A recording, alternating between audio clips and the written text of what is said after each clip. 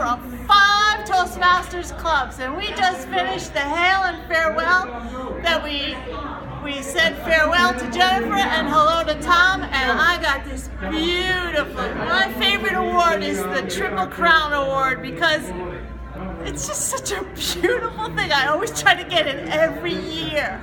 It's my favorite pin. Each time it's a different pin, and that's my favorite award, and I always go for it. You should too.